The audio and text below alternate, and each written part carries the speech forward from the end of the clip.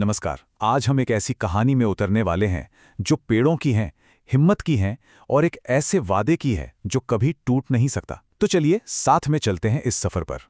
तो कहानी की शुरुआत होती है घने जंगलों के ठीक बीचों बीच।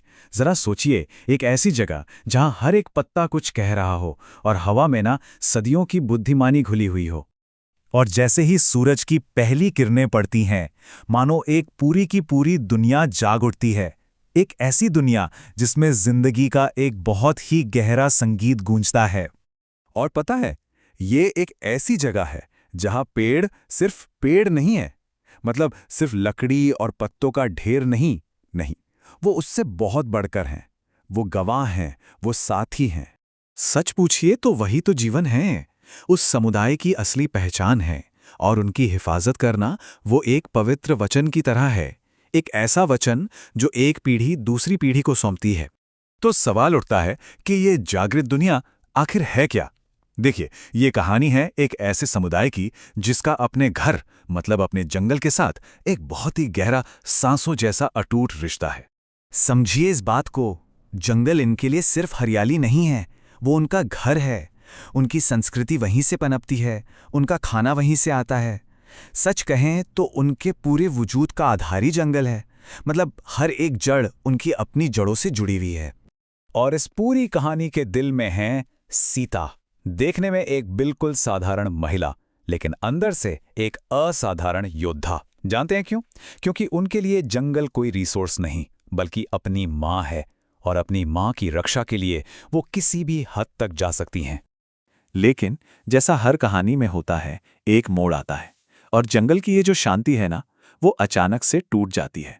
ये शांति तब टूटती है जब मशीनों की गड़गड़ाहट पंछियों के गीतों पर हावी हो जाती है, और देखते ही देखते पेड़ों की जगह सिर्फ ठूंठ बाकी रह जाते हैं। और यहीं पर एक बहुत ही जरूरी और सच कहूं तो एक बहुत असुविधाजनक सवाल खड़ा होता है। क्या तरक्की की कीमत हमेशा तबाही होनी चाहिए?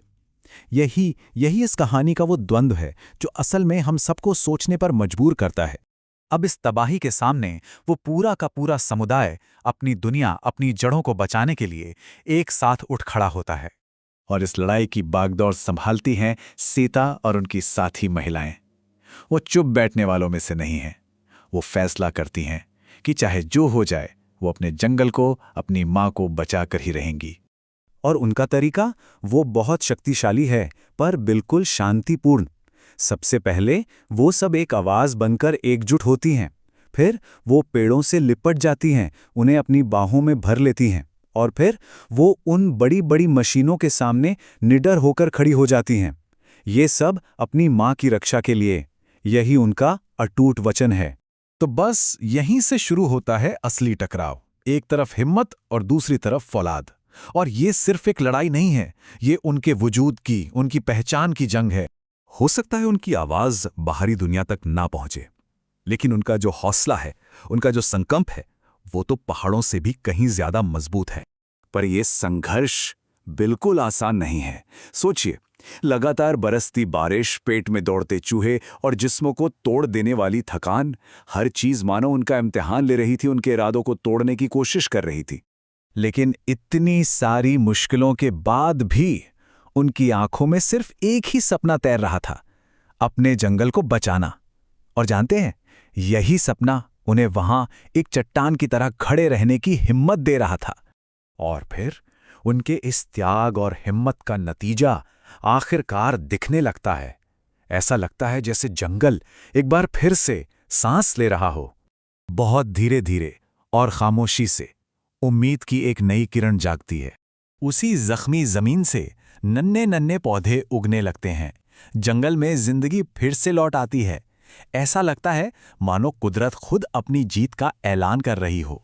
उनका संघर्ष आखिरकार रंग लाता है, और ये इस बात का जीता जागता सबूत है कि जब इरादे पक्के हों और एकता हो तो कुछ भी नामुमकिन नहीं। आप देखिए, जंगल को बचाने की ये कहानी सिर्फ एक गांव तक सीमित नहीं रहती। ये हम सबके लिए, पूरी इंसानियत के लिए एक बहुत बड़ा सबक बन जाती है। और वो सबक, वो संदेश क्या है? बहुत सीधा और साफ है। अगर जंगल बचेंगे तो ही हमारा भविष्य बचेगा। हमारा वजूद कुदरत के वजूद से पूरी तरह से जुड़ा हुआ है।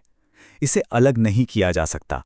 तो ये कहानी खत्म होते होते हम सबके सामने एक गहरा सवाल छोड़ जाती है कि वो कौन सा जंगल है जिसे आज हमें बचाने की जरूरत है। हो सकता है वो हमारे आसपास का कोई पार्क हो, कोई नदी, या शायद हमारे अंदर प्रकृति से जुड़ने की वो खत्म होती हुई भावना। सोचने वाली बात है ना?